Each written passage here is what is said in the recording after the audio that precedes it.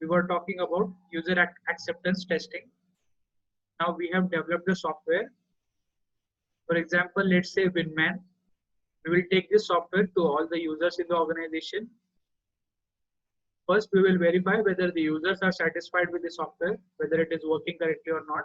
Then we will take this software to our vendors or external stakeholders. They will also verify whether they are satisfied with the software or not. So when the users are verifying, we will call it as alpha testing. And when we are giving the same thing to the external stakeholders, we will say that we are doing beta testing. One more example. There is a gaming company. They have prepared a game. Now they are testing the game within the organization. The people in the organization, they are playing that game and seeing whether it is innovative and exciting or not. So we will call that as alpha testing. Now we will hire some gamers all over the world, and we will give that game for testing to them to see whether they are able to play it or not, whether it is exciting or not, whether it is too complex or too easy. That is what we will do in beta testing. So alpha testing, user testing, and beta testing is external user testing. Okay, you can remember the example of functionality of games. This is the user acceptance testing. Quality assurance testing, it is just our internal testing to confirm whether the system is developed within the quality standards of the organization or not. So after final acceptance testing, we are done with the testing part. Let's see again.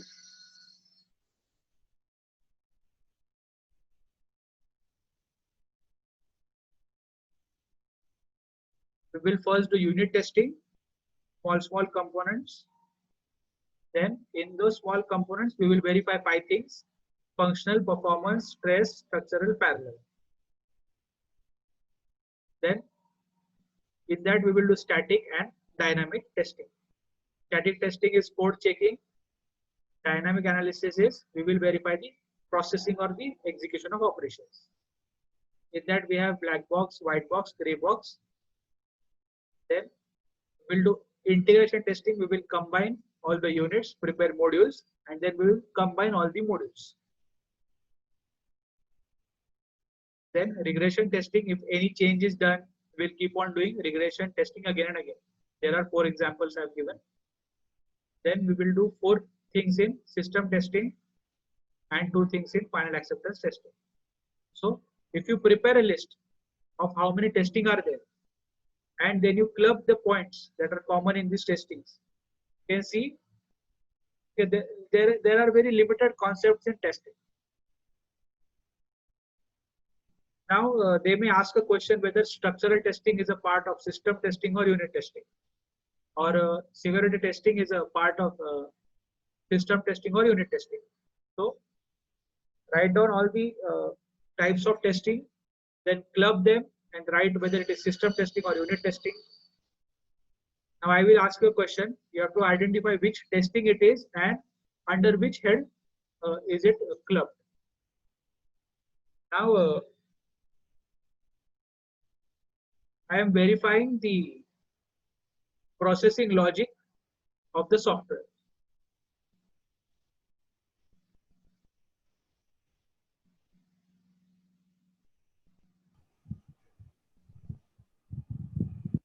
White box testing. Yes.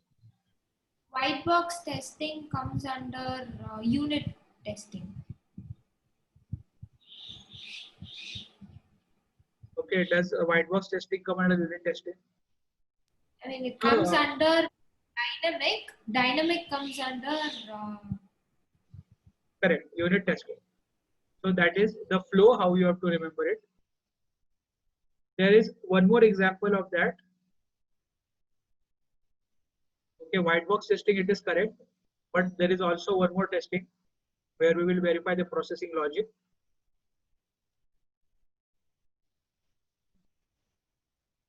Just now I said we will check the layers in the coding, whether the logic can be understood from that or not. Structural testing, sir.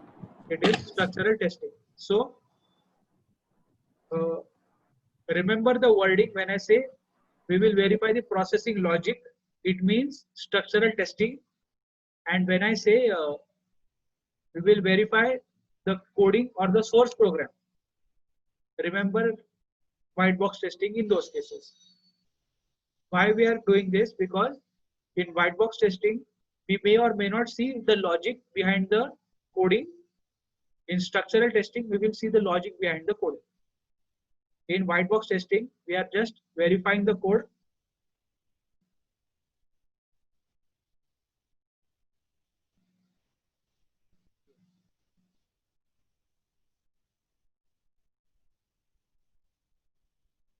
We are not looking at the layers and structural part of it. Then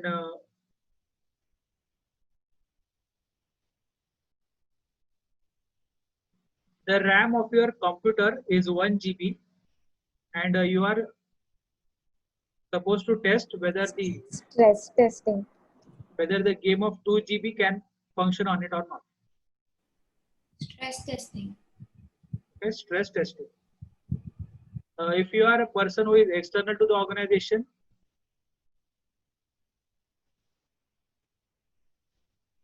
Beta testing. beta testing. So you have understood what we have done. So let's continue now. So these are all the questions in system testing. Okay, these are very easy questions. You can these are like cash marks. Just remember, make a list of all the testing, then club them, whether they are categories or classifications, static, dynamic, system, integration, regression, final acceptance. So these are, you don't have to explain them a lot. You have to just write 1 or 2 points. So these are some easy questions. Now we will just see system implementation.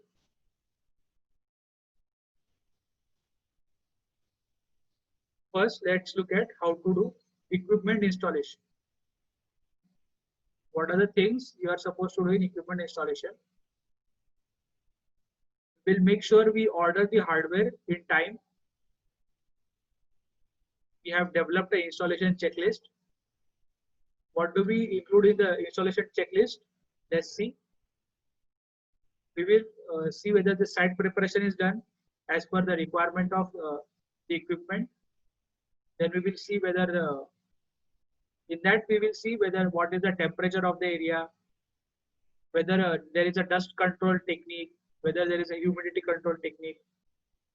So these 3 or 4 things we will do in site preparation. Then the installation of hardware and software, we are not going to do that. The manufacturer is going to do that. So we will make sure that the manufacturer comes into the factory premises and does the installation of equipment. Then in front of the manufacturer, we will start doing the testing, whether it is working as per the contract or not, whether we are able to achieve what we want from this equipment or not. So that is what we will do in equipment checkout. See the green part, those are the headings, and the points below, they are the that is the content that you have to write in that heading. So in the equipment installation schedule, we have 3 things: site preparation, installation, and checkout. Site preparation, installation, and checkout. Before doing the equipment installation schedule, we have to make sure that we order the hardware in time and we have prepared an installation checklist. And we will also ensure that we have a installation schedule. So this is also an easy question.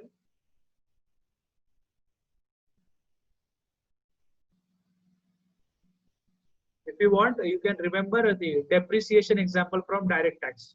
What we will do is, you will ensure that you purchase the equipment on 1st April only, or you order it before 1st April so that it reaches you on 1st April, so that you can claim 100% of the respective rate of depreciation applicable to the system. Not 100% depreciation, 100% of the rate of depreciation applicable to the system. Okay, so order hardware in time.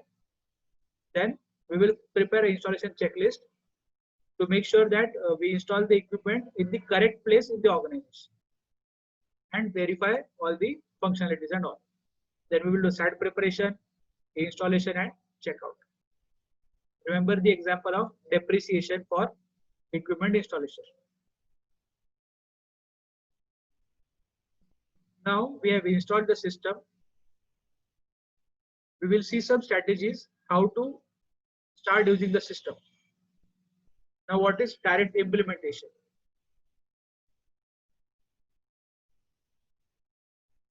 Well, what you have done is earlier you had one AC.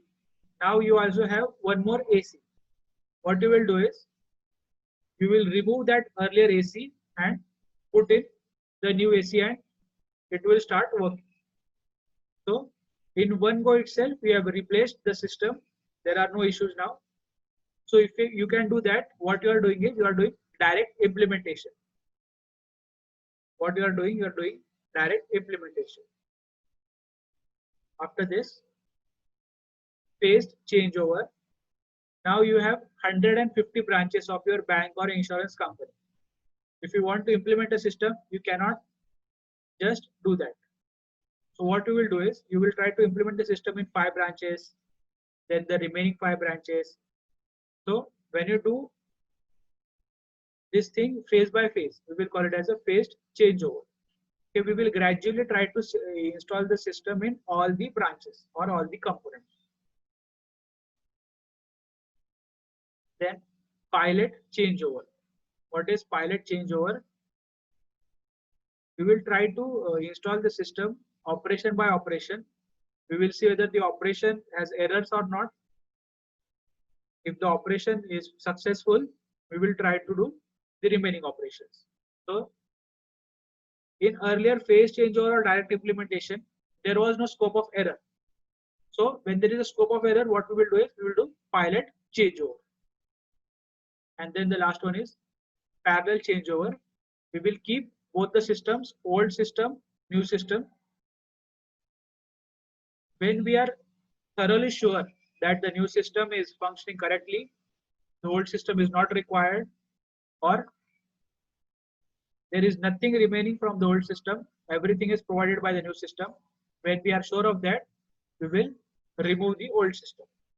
So that is what is parallel changeover. Now,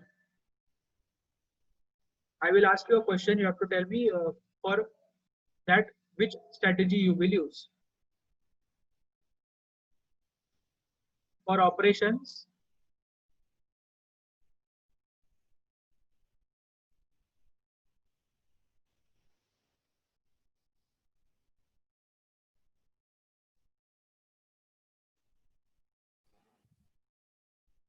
yes, which strategy you will use for operations?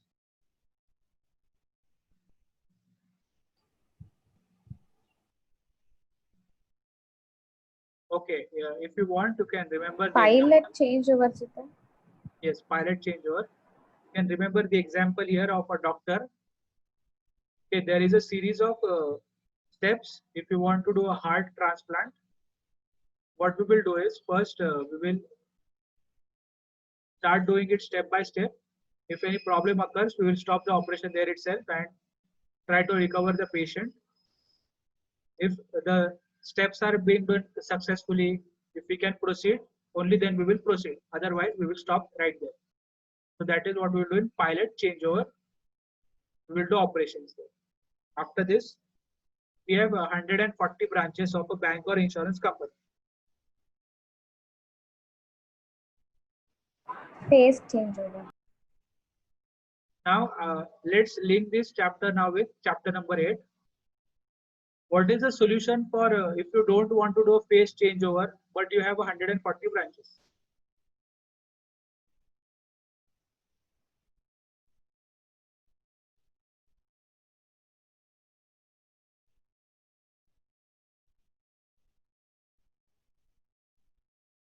Okay, tell me what are the advantages of cloud computing?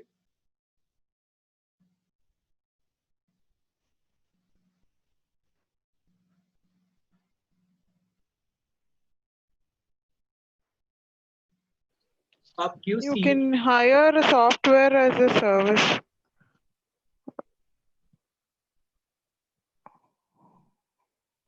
Okay, that we can do that, but there is a more cost-effective solution for that. The point is given in the advantages of cloud computing. The memory technique for advantages is PubQCA. What is PubQCA? Access, backup, quick deployment, unlimited storage, cost efficient, and automatic software integration. In that quick deployment, what does it mean? We will just install the software in the cloud and all the branches will start working using that software. So that is what we will call as quick deployment. So if you can't do phase changeover, you can opt for cloud computing. Okay, did you understand what I'm saying? Or was it very different or unreasonable? No, sir, understood. We'll continue. Now tell me, what is the difference between parallel changeover and parallel testing?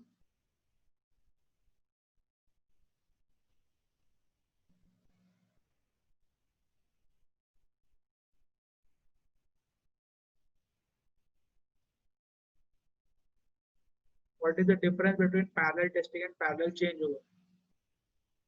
In both the things, what we are doing is we are comparing two results. What is the difference?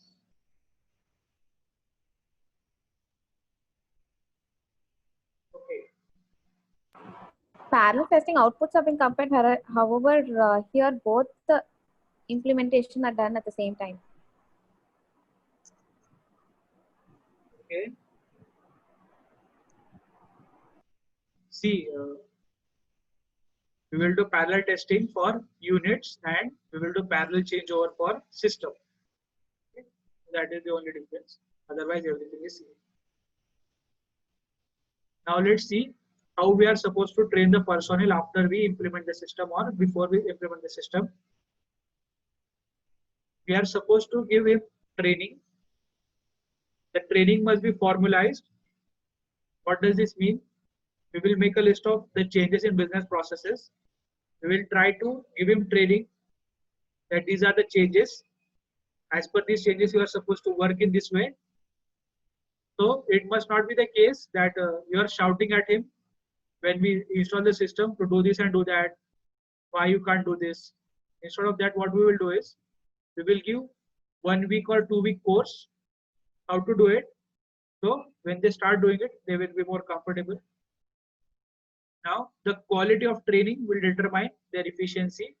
If you are patient and you are telling them in an understandable manner, and you are also making it more interesting and innovative, obviously training will be more beneficial and efficient.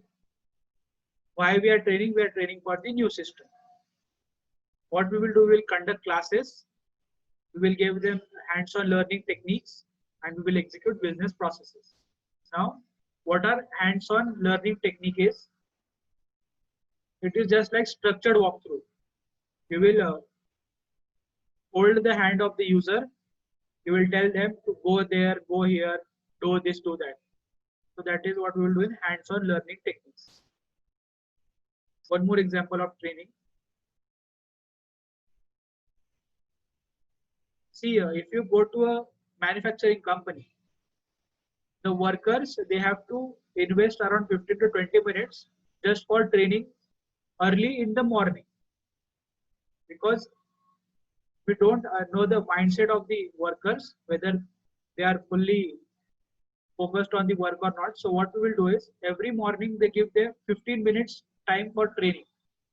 In that 15 minutes time, they are told to use some small systems. In those small systems, they are supposed to drill something or open up something. If they are able to do all those things in 15 minutes without any problem, 15 minutes is a lot of time to do those things. If they are able to do that efficiently, only then they will proceed and start working on the big machines. If they can't do that, we will send them home, because that is not the day they are going to be working in the organization. Okay, they will start working tomorrow. So it is like a verification whether they will be able to operate correctly or not. Okay?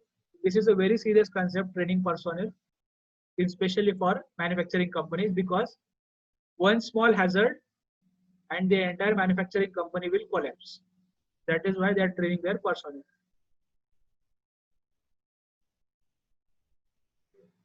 Let's continue. Now the change or conversion activity. Once again, why we are talking about training personnel? Because it is the personnel is going to use the system. If you don't train the personnel itself, who is going to use the system? Then change or conversion activity. What are the things you are supposed to remember, or what are the things you are supposed to change when you are implementing the new system? Here we will do 4 things. We will do procedure conversion, then file conversion, then system conversion, and then scheduling of personnel and equipment.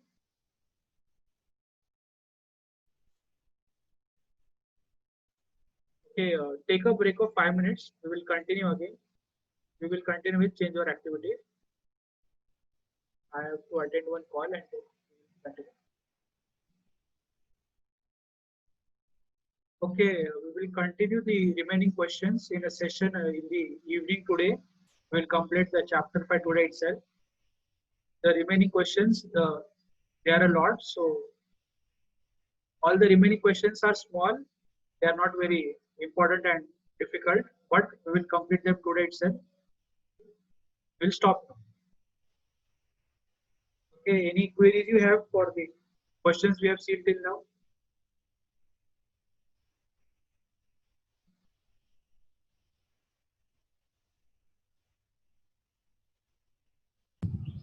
No, sir. Okay. Chalo, we'll stop now. Thank you, everyone. Thank you.